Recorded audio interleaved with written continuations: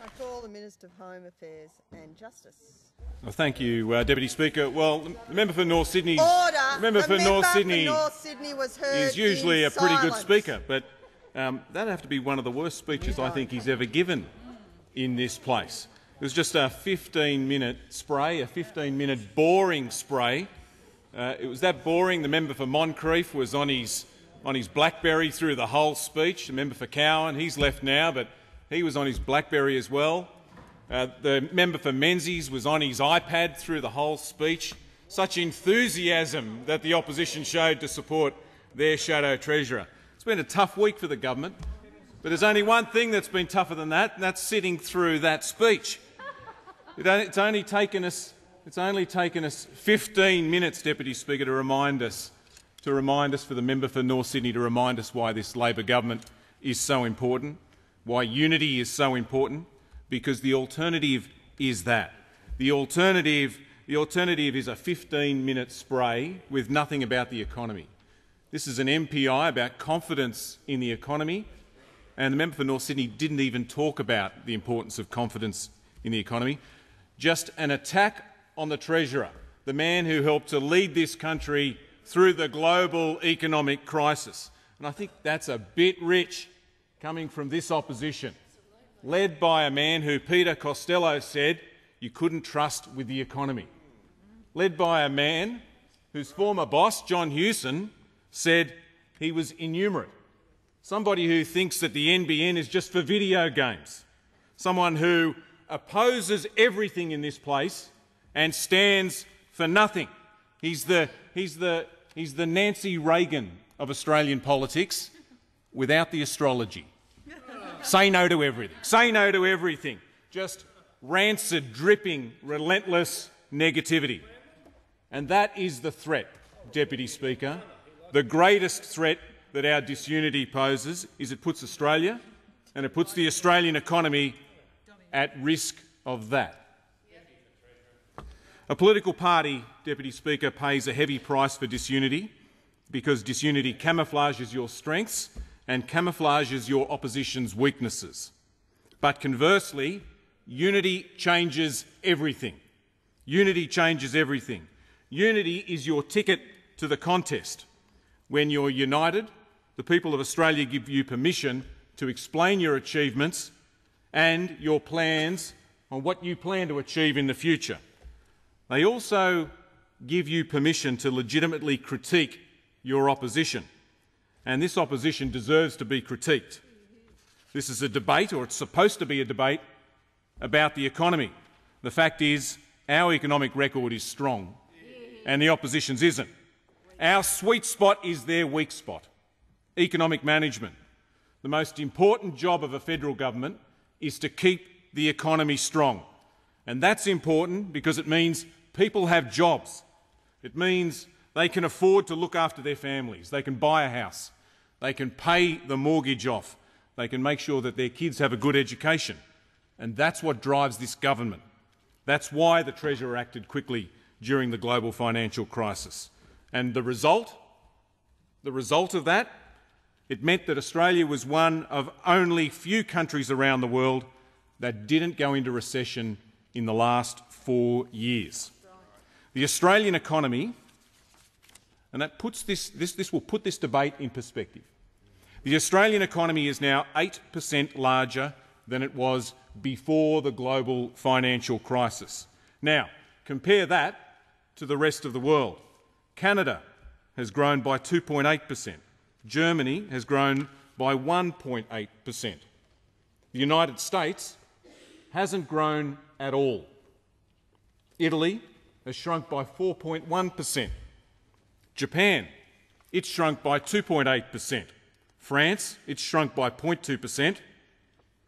And the United Kingdom, the great United Kingdom, has shrunk by 3.7%. And at the same time, Australia has grown by 8%, more than any of those other countries. This is the real measure of confidence, growth. And what's its impact? The impact is jobs. Jobs for Australians. We've created more than 700,000 more jobs in this country in the last 4 years, at a time at a time when the 20 biggest economies around the world have lost 20 million jobs. Our unemployment rate is half that of many other countries around the world. Our unemployment rate is 5.1%. In the US, it's 8.3%. In the UK, 8.4%. In Greece, it's 19.2%. In Spain, the unemployment rate is 22.9%. This is our record, and it's something that we on this side of the House are very proud of. We've also cut income taxes, and from the 1st of July this year, someone on $50,000 a year will pay 21% less in tax than when we came to government. Someone on $35,000 a year will pay 40% less tax than when we came to government. And someone on $20,000 a year will pay no tax at all. We've increased the childcare rebate. We've increased the pension. We've introduced the first paid parental leave scheme in Australia's history.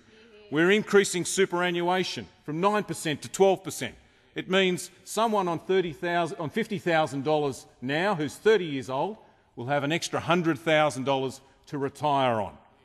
And next financial year, we will return the budget to surplus ahead of every other major advanced economy in the world. The fastest budget turnaround since records have been kept. And the result? What does all this mean? It means for the first time in Australia's history that we have a AAA credit rating from all three ratings agencies, something the great Liberal Party never achieved. These are the facts. These are the facts that reveal the real strength of the Australian economy. The fact is that after just over 4 years of this Labor government, the Australian economy is stronger now, compared to the rest of the world, than ever before. Unfortunately, a lot of this has been masked, and it has also masked the opposition's incompetence. Well, I say enough of that. This debate gives us an opportunity to shine a light on the crack economic team that we just saw on display a moment earlier. The presumptive heirs of Peter Costello and John Howard, the Leader of the Opposition, the member for North Sydney and the member for Goldstein. That great team that said we were going to go into recession, and we didn't. The team that said we'd lose 1 million jobs, when in fact we created 700,000 jobs. The team that said stimulus wasn't necessary to keep the Australian economy strong during the global financial crisis. The team that said that the global financial crisis was a hiccup. The team that refused to have their policies costed by Treasury at the last election, and they asked another company to do it for them. I remember the member for Goldstein said that their work would be as good as you could get anywhere in the country, as good as Treasury. Well, that didn't prove to be the case, because when Treasury had a look at their costings after the election, they found an $11 billion hole in their costings. And a professional conduct tribunal ended up fining the two accountants who did that work for the Liberal Party. Well, it gets worse. It gets worse because the $11 billion hole that we had just after the election has now turned into a $70 billion black hole. And to put that in perspective for everyone listening to this debate today, that's about the same amount as the cuts that the Greek government will have to make. 1 minute they promise surplus, the next they don't. 1 minute they say they'll have tax cuts in their first term. Now they don't. This is amateur hour, Deputy Speaker, and I say that apologising to all the amateurs around Australia. Why? Because the Leader of the Opposition and this crack economic team are writing cheques that the Liberal Party can't cash. They're making promises that will mean they cannot return the budget to surplus. It will mean that when this government brings the budget back to surplus, the Liberal Party would deliver deficit after deficit after deficit across the forward estimates. The member for Bradfield is warned. Perhaps the most perplexing element to this crack economic team's economic record is their decision to take away tax cuts from small business and give it back to big mining companies. This party born out of small business, Menzies forgotten people, Small business, the people they once said they would look after, they now want to rip away tax cuts for small business and give it to billionaires, give it to big mining companies. Robert Menzies would be spinning in his grave if he heard this now. This is not the party of Menzies anymore. It's not even the party of John Howard or Peter Costello anymore. Remember what I said earlier. Peter Costello said you wouldn't trust this man to run the economy, and nor should the Australian people. They want a debate about the economy. Well, I say terrific. This is the battleground that most Australians care about. It affects their life every single day. And this government has the ammunition to have that debate. You want to compare our record and compare your record against it? We'll have a look at these figures. Jobs are higher now than they've ever been before. More than 11,400,000 Australians are now employed. Inflation is lower now than it was when the Liberal Party left office. Under us, underlying inflation is 2.6%. When they left office, it was outside the RBA's target band at 3.7%. The cash rate's lower than it was under them. It's 4.25. Under them, it was 6.75 when they left office. The cost of the average mortgage is lower now than it was when the Liberal Party left office. An average family, and there are plenty of them in my electorate, who's paying a mortgage of $300,000 a year now pays $3,000 less a year in mortgage repayments. Government spending is also lower. Under this government, real spending growth averages 1.5% over the forward estimates. Under them, spending blew out to 3.7% over the last 5 years. Real wages under this government have also grown faster. Real wages have grown by 8% since November 2007.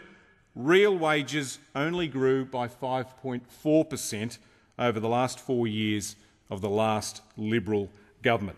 These are the facts, and this is our record. Deputy Speaker, it is a fact that politics is about choices. And at the next election, the people of Australia will have a choice.